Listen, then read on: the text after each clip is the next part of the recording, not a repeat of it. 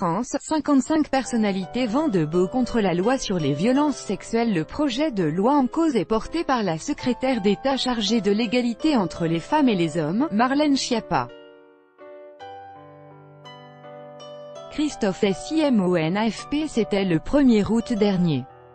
Le Parlement adoptait l'un des derniers textes de cette session parlementaire, le projet de loi contre les violences sexuelles et sexistes.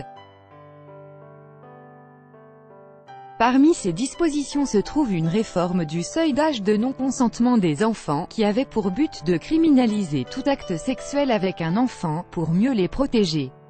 Mais ce texte a fait l'unanimité contre lui, car il ne va pas assez loin, selon les associations. À tel point qu'une tribune de 55 personnalités a été publiée ce dimanche sur le site internet du Journal du Dimanche. C'est la grande cause du quinquennat, les violences faites aux femmes et aux enfants.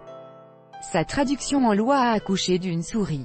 C'est du moins ce que déplorent dans cette tribune 55 personnalités, psychologues et associations de défense des droits des enfants. Il y a tout d'abord la manière, un vote en plein milieu de l'été dans une assemblée nationale clairsemée. Mais il y a surtout le fond. Ce texte devait en effet une fois pour toutes établir un âge en dessous duquel, quelle que soit la situation, on estime qu'un enfant ne peut pas être consentant pour un acte sexuel.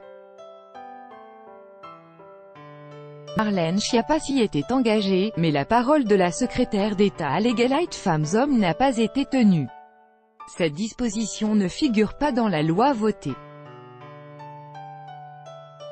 Cela ne veut pas dire que ce texte légalise la pédophilie, comme cela a été caricaturé, mais qu'il en reste aux dispositions qui existaient auparavant, où la question du consentement d'un enfant à un acte sexuel reste sujet à débat au cas par cas quand les affaires se présentent au juge.